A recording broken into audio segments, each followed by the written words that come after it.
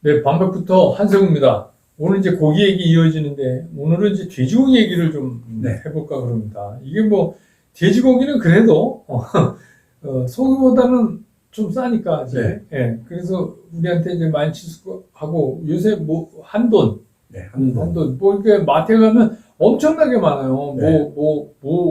녹차 먹인 돼지. 보성, 녹돈, 네, 뭐, 제주도 돼지, 네, 약돌 돼지, 네. 많습니다. 종류는 많은데, 우리가 이런 말을 하죠. 순수한 마음은 돼지고기까지입니다. 소고기면은 흑심이 있는 겁니다. 이제 이렇게 얘기하듯이, 돼지고기는 상당히 우리하고 친숙한 품목이죠. 네. 그리고 보통 이제 성인이 돼서 술을 배우기 시작할 때 선배들이 항상 사주러 가는 데가 돼지고기집. 그러니까 지금은 이제 삼겹살이 좀 파퓰러한데, 저나 대표님 처음에 이제 성년이 되던 시절에 보면 그냥 돼지고기죠. 그냥 막고기 막 섞어. 뭔지도 몰라요. 네. 어느 부위인지도 모르고 네. 먹던 게 이제 지금은 유명해져서 마포의 최대포나 갈매기 골목 이런 부분들이 되게 많았었죠. 그러다가 이제 지난번에도 말씀드렸지만 90년부터 우리나라가 부위별에 대해 표시 사항이 강화되면서 삼겹살, 목살, 갈비, 앞다리, 뒷다리, 등심, 안심 이제 이렇게 돼지고기가 나오게 되는데 여전히 우리나라 사람은 삼겹살에 대한 애정은 정말 대단하죠. 대단합니다. 네. 그리고 이제 뭐 우리나라처럼 또 뭐 해외에도 뭐 여러 가지 돼지고기를 기반으로 하는 음식들이 많지만 우리나라는 굉장히 또 그런 거를 잘하니까 다채롭잖아요. 다채롭죠. 그래서 뭐 이게 양념 아까 말씀드렸지만 저는 이제 고향이 마포라 최대포 원조에서 먼지않은 그때 당시에는 거기가 이제 이렇게 복개시 전에 개천이 있었어요. 그 옆으로. 그래서 이제 저 초등학교도 가기 전에 기억을 더듬으면 그쪽으로 이렇게 지나가면 저녁 때 퇴근하는 아저씨들이 네네. 엄청 많이 왔었어요. 최대포 있는 그쪽에 개천가의 돼지갈비집에. 네, 선술집처럼 이렇게. 네, 그래서 깡통에다 이렇게 해서 뭐 이렇게 앉고 그리고 이제 그때는 이렇게 누런 봉투거나 가방이거나 이걸 꼭 끼고 다녔습니다. 그러면 저 사람은 월급쟁이다 대체적으로 이렇게 이제 회사 봉투. 회사 봉투 뭐 이런 거 여러 번 넣었다 뺐다 해서 막 다 구겨지고 그랬는데 하여튼 그때는 그렇게 열심히 가지고 다니시고 그래서 그때 이제 드시는 거를 제 기억에 이렇게 독에다가 소주를 묻어놓고 그러니까 노네임 소주예요. 어디서 나온 소주인지도 잘 모르고 밀주죠, 밀주. 그러니까 그 소주를 이렇게 주전자에 해서 돼지갈비랑 이제 드시고 저는 이제 그 냄새가 하도 좋아서 그쪽 지나갈 일 있으면 가능하면 그쪽 앞으로 지나가려고 굉장히 애를 썼던 그 어렸을 때 추억이 있습니다. 그렇게 이제 돼지고기는 우리가 이렇게 밀접해져 있어요. 그런데 요새 이제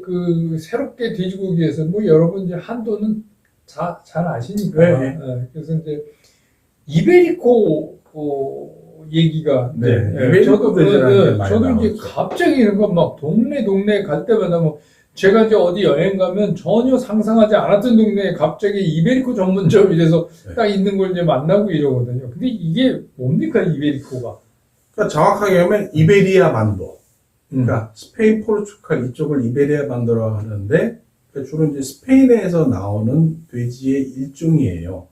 그런데 이 품종이 뭘로 나누냐 하면은 순수하게 이베리코 품종을 암컷, 수컷을 교잡을 해서 낳은 아이가 방목을 시키고 또 도토리, 올리브 그리고 허브 이런 거를 먹여서 17개월 이상 사육을 하는데 6개월을 방목을 시켜요.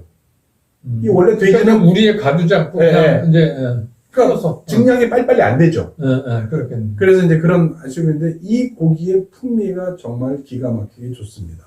왜 이 고기를 만드냐 하면은 저번에 한번 얘기했다시피 하몽이라는 게 있죠. 하몽. 돼지 뒷다리 염장을 시켜서 매달아서 건조시켜서 먹는 그 생햄인데 최상의 품질의 하몽을 만들기 위해서 이런 고기를 만드는 거예요. 그런데 이제 이 사람들도 장사꾼이다 보니까 모든 품종을 이렇게 나가기에는 수지타산이 안 맞죠. 그래서 이거를 또 그 밑에 등급 세보라고 하는 애하고 또 이 수컷하고 이베리코 암컷하고 이렇게 교잡을 시켜요.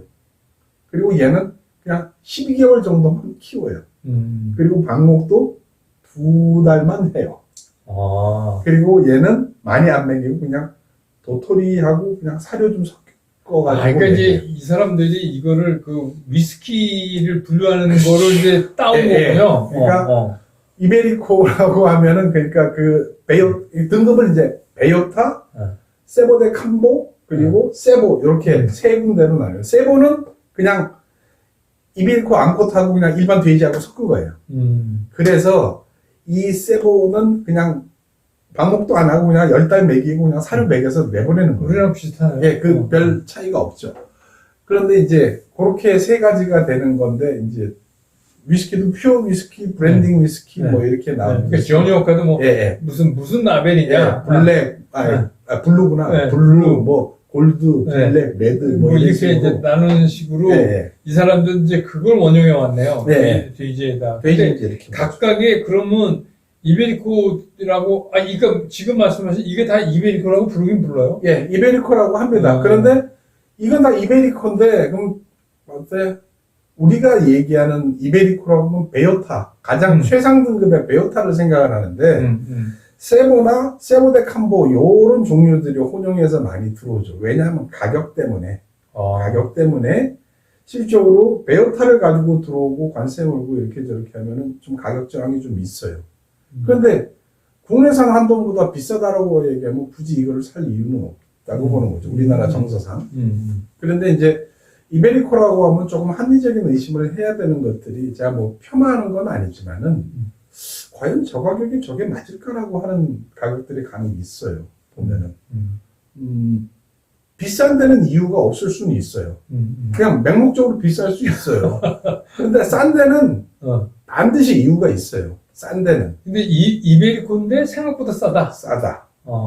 그러면 이베리코가 일반적으로 봤을 때 그 보통 그 소고기, 수입 소고기 가격에 거의 육박하는 그 가격이 나와야 뭐 그게 거의 이제 우리가 뭐 이베리코다. 예, 이베리코 뭐 보통 세보 데 캄보 정도의 가격일 수 있다라고 이제 하는데 이제 일단은 이 이베리코 돼지의 특징을 보면은 육색이 상당히 짙어요. 어떻게 보면 소고기인가? 라고 할 정도로 육색이 되게 짙고 그 내가 느껴보지 못했던 풍미를 느껴보실 수 있습니다. 이베리코는. 그래서 정말 좋은 이베리코를 드시다 보면 아까 뭐요? 베었다. 그러니까 그 급의 예. 이베리코 돼지고기를 먹으면 진짜 이거는 좀 맛있다는 걸 느낄 네. 수가 있다. 그걸 느낄 수 있습니다. 그럼 그거 아니면 뭐 한돈이나 뭐 마찬가지네요. 그러니까 뭐 저기 세보 정도 되면은 뭐 크게 뭐 있을까라고 하는 건데 이제 또 이제 수입 돼지와 한돈에 대해서 이제 우리가 조금 좀 생각을 좀 해봐야 될 게 물론 한돈을 열심히 이제 키우시고 뭐 열심히 노력하시는 분들도 계십니다만 이제 저는 한 가지 조금 의구심이 드는 게 대부분의 전 세계에서 키우는 돼지의 거의 90%가 그 랜드레이스라는 종류예요. 이렇게 하얀 돼지, 하얀 돼지. 그 돼지를 기반으로 해서 뭐 요크샤나 이런 거 기반으로 해서 듀록이나 뭐 이런 거 이제 삼원 교잡으로 이제 교잡을 해서 이제 키우죠. 그런데 이제 이런 돼지들이 다 뭐 미국에서 키우는 돼지나 우리나라에서 키우는 돼지나 일단 품종은 같은 품종이고 돼지는 풀 안 먹어요. 이거 저기 곡물 먹습니다. 얘들은.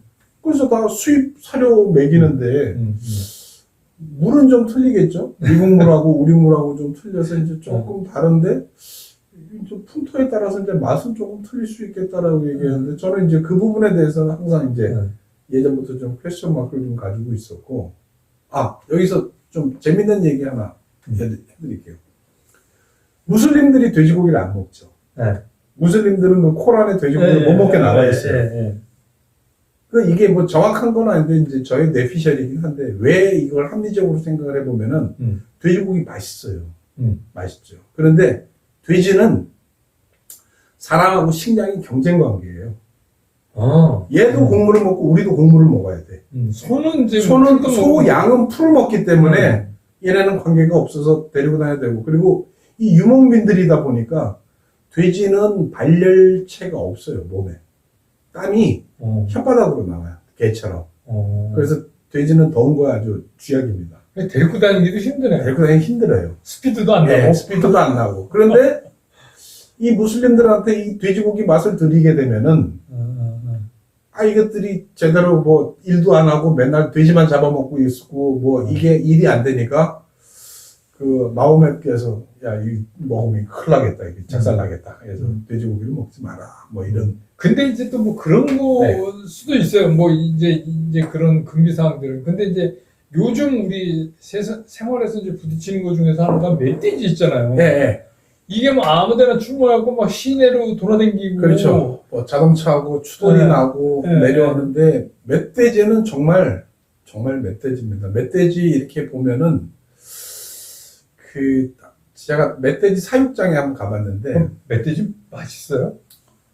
저는 뭐 별다른 맛이 없어서 그냥 고추장에 묻혀서 줬어. 그냥 멧돼지인가 하는데 멧돼지 보통 그 집돼지에 비해서 냄새가 한 10배 정도 더 난다고 생각하시면 돼요. 그 한 10m 앞에 가면은 딱 가면은 그 돼지 냄새가 확 나요. 그리고 우리에 있는데도 불구하고 그 멧돼지가 정말 무섭습니다. 막 등치도 우리가 보는 그 돼지가 아니고 그 돼지 위에 이렇게 하나 더 얹어놓은 것 같아요. 그러니까 멧돼지를 길들여서 사육한다는 게 보통 힘든 일이 아니군요. 근데 이게 뭐 이제 가축이 된 게 말을 잘 들어야지. 그 멧돼지도 집돼지하고 교접을 시켜서 그러고 이제 먹으려고 이제 하는 그런 경우도 있고요. 그래서 길 가다가 멧돼지 보시면 절대 그 맞설라고 하지 말고 빨리 도망가십시오. 도망가는 게 제일 좋고 멧돼지 생각보다 무섭습니다. 근데 이제 또 우리나라 대표 돼지 중에서 네. 제주 흑돼지. 흑돼지. 근데 이제 그 얘기 들어보니까 제주도에서 팔기도 모자란다고 그런 말도 있던데 그게 어떻게 이게 여기까지 보면요. 올라가- 네. 제가 지금 예전에 한번 조사를 해본 적이 있어요. 제주에서, 그러니까 제주도 돼지라고 하는데, 제주도에서 또 도축되는 그 하루 평균 도축 두수가 뭐 150마리였던 시절이 있어요. 150마리면은 돼지 한 마리에 삼겹살 한 13kg 나온다고 치고, 하면은 뭐 1톤 좀 안 나오는데, 1톤 좀 넘게 나오는 물량인데, 하루에 팔리는 제주도 삼겹살이 서울 시내만 해도 한 10톤 정도 팔리는 것 같다는 느낌이 들었어요. 그리고 이제 이 흑돼지에 대해서 한번 말씀을 드릴게요. 흑돼지는 우리나라에서 가장 먼저 외국 품종이 들어온 축종은 돼지하고 닭입니다.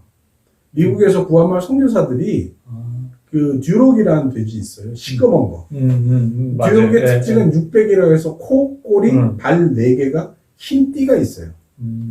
듀록이 정말 다산의 상징이죠. 한 번 막 새끼 놓으면은 막 10마리씩 막 축중 놓고 이래가지고 정말 옛날에 황금알을 낳는 돼지였어요. 그래서 돼지 꿈꾸면 예, 예. 못 본다고.